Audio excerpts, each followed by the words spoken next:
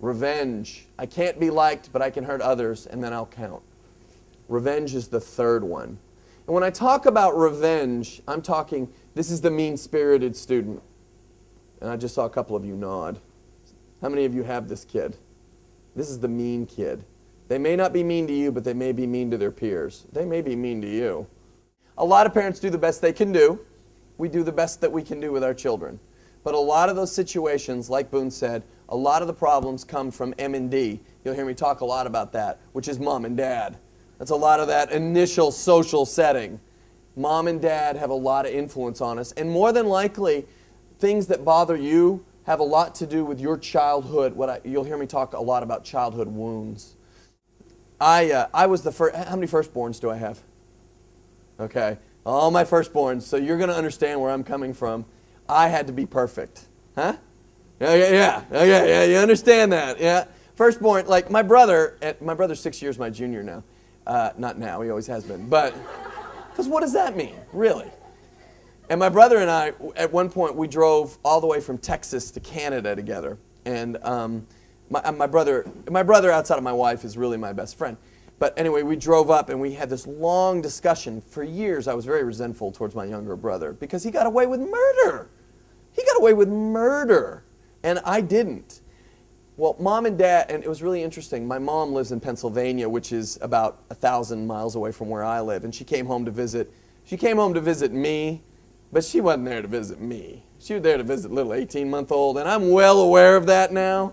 She could care less about me. But my mom said to my wife, she said, you know, we did Joel a disservice because we expected him to be perfect, and now he always has to be perfect.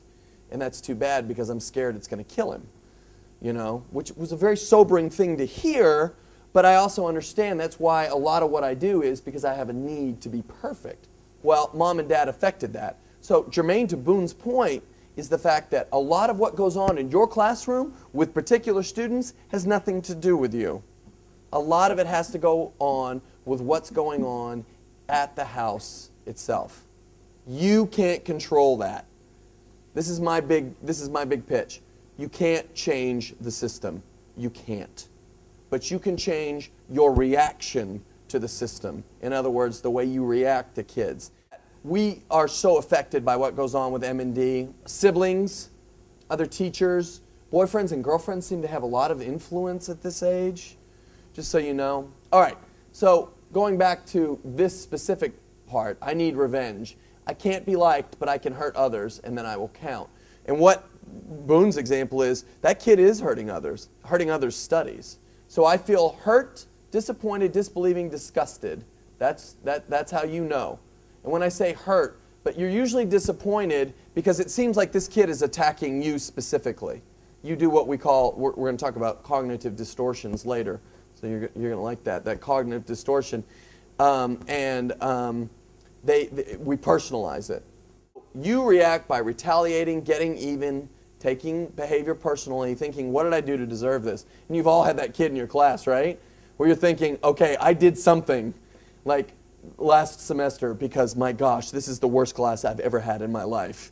I mean, the universe is getting even with me, God's getting even with me, whatever your belief system is. I always say, like this semester, I've got this wonderful, that 5-student class I was telling you about. I love these students.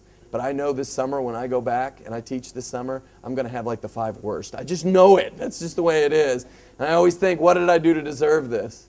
Anyway, the response of the person is to retaliate and to hurt others, to damage property, to get even, to escalate their behavior, to hurt others. For example, this child is being very manipulative because they may, and she may do this, this girl may not say, gosh, you look fat or whatever. You know, but she is hurting others because she's getting the kids not to do the work. And that is detrimental to the classroom environment itself. Just a little funny aside. I work with little kids a lot. I think I told you that. And so I go into public schools. I do this. This is my pro bono, how I give back to the community. And the kids there call me Dr. Joel. And the reason they call me Dr. Joel is because I don't want them to call me Dr. Muro, but they have to use the doctor. And so Dr. Joel sounds a little more, you know, a little more approachable. And so the little kid over Christmas, I hadn't seen him. His name, I can't say his real name. That's unethical. We'll call him Sam. Sam came running up to me. He hadn't seen me in about 6 weeks. And Dr. Joel, you're back. I'm so glad to see you. I said, I'm glad to see you too, Sam. And he patted my stomach. He goes, Dr. Joel, you got fat. I love those little kids, but boy, you want to talk about hurting others. I'm like, yes, I know, I'm working on it, kid. Back off. Come on. That's what I love about little kids. They're so brutally honest. The belief behind the behavior is, I don't think I belong, so I'll get even to hurt others and feel hurt. I cannot be loved or even liked. This is the child who claims that he has a dark soul. Excuse me for not using the age group that you have, but I had a kid that I worked with who was in 5th grade. And so back home, grade 5 is that's about 11. Is that the same here? Okay. And so this little kid was in class. He was drawing these pictures of the Grim Reaper. Are you familiar? You know, death. And his parents were letting him watch things like, are you familiar with Freddy Krueger? You know, yeah, Friday the 13th and the axe murders and all. Yes, the kid's 11. Who lets their 11-year-old watch that? And I told the mom that, and the mom's like, is that not okay to let the child? No. He needs to be watching Superman. Even that can be disturbing. But anyway, and so this kid was just having these, and he tried to kill himself, bless his heart. He put a bag over his head, and a plastic bag, tried to kill himself. And so I asked him, we'll call him Sam too. I'll just make all my clients Sam so that I don't break confidentiality. I said, Sam, help me understand here. What's going on? And he's like, Dr. Joel, I have a dark soul, and I'm scared I'm going to hurt somebody. And so the teacher was really concerned because the child would make the Grim Reaper, and then he might draw a picture of another kid next to it. Yeah, I know, yeah. And so, you know, that's threatening, and so that's why I ended up having to work with him, because he believed he couldn't be liked. And, you know, Boone, interestingly enough, Mom and Dad had split, and Dad, this is really interesting, Dad had an affair in the house, and the kid caught him with another woman, like caught him in a sexual act. Yeah, I know, it's really disturbing. And anyway, that's the way the kid retaliated. I guess the kid was about 9, and that's about when his behavior changed to where I saw him when he was 11. So what does the person need, and how you can deal with this person? Help me, I'm hurting. Your behavior tells me that you must feel hurt. Can we talk about this? Use reflective listening, which I'm going to talk about more later. Don't take behavior personally. When I say apologize, I don't mean you have to always say you're sorry, but say I'm sorry you're going through this. Avoid punishment, show you care, encourage strengths of the students, which is what Boone said she was doing, praising the student. And that's important. Sometimes those kids are the ones who need to know that they're smart. The last goal of misbehavior is inadequacy. I'm stupid, inadequate, and really hopeless, so why try? Do not expect anything from me. How do I know if I'm dealing with this type of child? It's like I just said to Cito, I feel despair, hopeless, helpless, and inadequate. In other words, this child brings out in me, I should be doing my job. Why aren't you connecting to what I'm saying? Why are you getting the D's? Why does it not make sense? Because we push ourselves, right?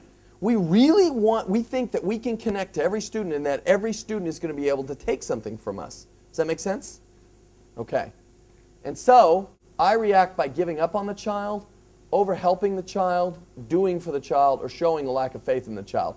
Now, over helping or doing for the child is usually more common with teachers, but if I show a lack of faith, then I'm just buying into what they already believe about themselves anyway. I'm inadequate, I'm worthless, why are you paying attention to me? I'm not worthy of your time. It's so interesting, and I know you all know this, but so much of the problems these kids exhibit come from home. I always go there first. The belief behind the behavior is, I don't believe I belong here. I'll convince others not to expect anything. I'm helpless, and I'll never try because I'm never going to get it right. That's exactly what this young lady's saying to you.